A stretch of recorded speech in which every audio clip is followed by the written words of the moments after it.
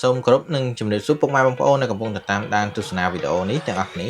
តើលោកអ្នកកំពុងតែស្វែងរកនៅឈុតម៉ូទ័របូមទឹក Solar ដែលមានកម្លាំងខ្លាំងបូមទឹកបានច្រើនជាមួយនឹងតម្លៃសមរម្យមែនទេថ្ងៃនេះផងដែរខ្ញុំសូមណែនាំនៅឈុតម៉ូទ័របូមទឹក Solar ម៉ាក Kiphaida ដែលជាប្រភេទម៉ូទ័របូមទឹកដាក់លើគោកកម្លាំង2សេសដែលយើងធ្វើការដំឡើងជូនអតិថិជនដើម្បីយកទៅបូមទឹកពីប្រឡាយទៅស្រះគាត់ដើម្បីចិញ្ចឹមត្រីចំពោះការដំឡើងនេះគឺយើងប្រើប្រាស់ជាមួយនឹងម៉ូទ័របូមទឹកដាក់លើគោកប្រភេទ DC Shot កម្លាំង2សេសដែលវាអាចធ្វើការបូមទឹកបានបរិមាណ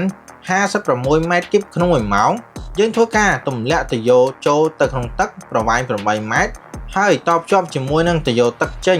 ទំហំ90បូមទឹកទម្លាក់ចម្ងាយប្រមាណជាង30ម៉ែត្រចំពោះប្រភេទម៉ូទ័របូមទឹក2សេសនេះគឺយើងធ្វើការប្រើប្រាស់ជាមួយនឹងទាំង Solar កម្លាំង580វ៉ាត់ចំនួន4ផ្ទាំងជាប្រភេទកញ្ចក់សងខាង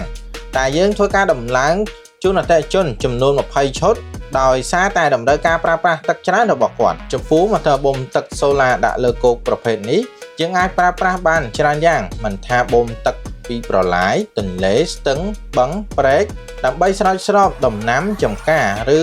បំពេញស្រះនោះទេហើយវាក៏អាចធ្វើការរុញបានចម្ងាយប្រមាណជាង3ទៅ400ម៉ែត្រក៏មានការធានាបន្ថែមរយៈពេល1ឆ្នាំទៅលើប្រភេទម៉ូទ័រនិងរយៈពេល10ឆ្នាំទៅលើពន្លឺចំពោះប្រភេទទាំង Solar ផងដែរ